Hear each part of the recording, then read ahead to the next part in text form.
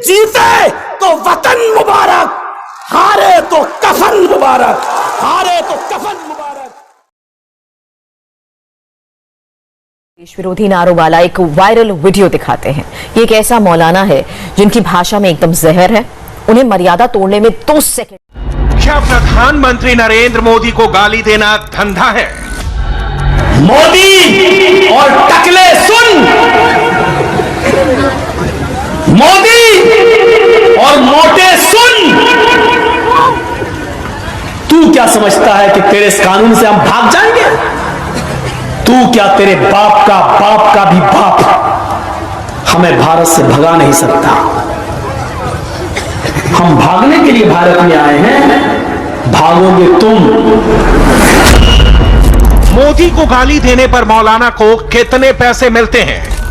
कश्मीर से धारा 370 को हटाया और उस पर भी उसने हमारे सब्र का इम्तिहान लिया है, लेकिन इस मर्तबा बेचारा धोखा खा गया, क्योंकि उसने ये पत्थर किसी कुत्ते और बिल्ली पर नहीं, उसने ये पत्थर मधुमक्खी के छत्ते पर फेंका है।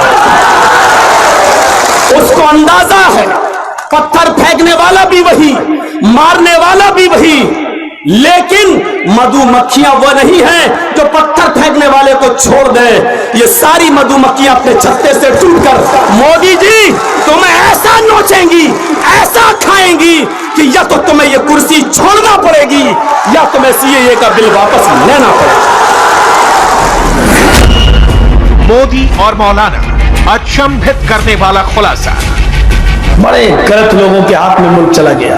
हम समझते थे कुछ पढ़ा लिखा है, देश का प्रधानमंत्री कहता था मैं बीए पढ़ा हूं। वो तो अरविंद केजरीवाल ने हमें बताया, दिल्ली के अंदर उसकी डिग्री लाके बताया, झूठ बोलता है।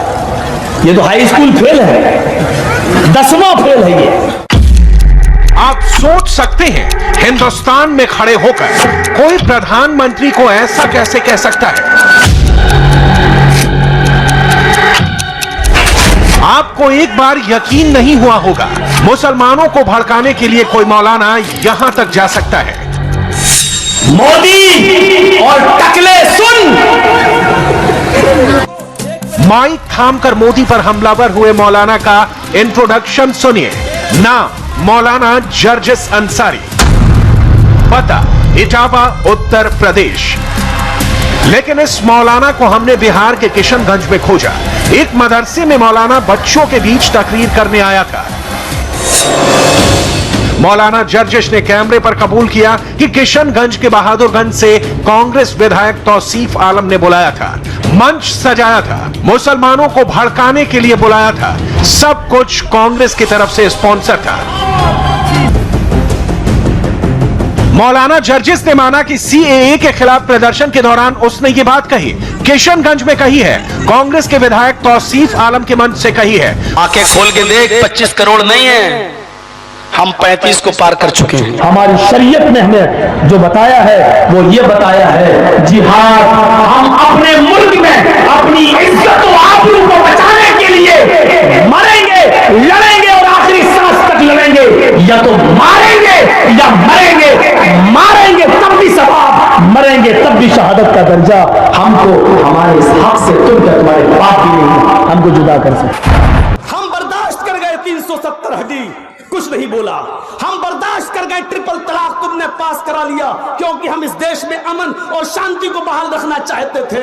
हम बर्दाश्त कर गए कि बाबरी मस्जिद का फैसला प्रेशर में तुमने अपने पक्ष में करा लिया, लेकिन अब तुमने हमें भारत का मानने से इनकार कर दिया है, भारत को का नागरिक कबूल करने से मना कर दिया है। इसलिए अब आखिरी बात कहता हूं मैं आपसे, मोदी जी अब हम उठ गए हैं। अब इस युद्ध में या तो पूरी तरीके से हम जीतेंगे या पूरी तरीके से हम हारेंगे। मोदी जी अब ऐलान सुन लो, हम इस बंगाल की धरती पर एक ऐलान करके जाते हैं, अब इस जंग के अंदर या तो तुम्हारी जीत होगी या हमारी जीत होगी। इस जंग में हम या तो पूरी तरीके से जीतेंगे या पूरी तरीके से हारेंगे।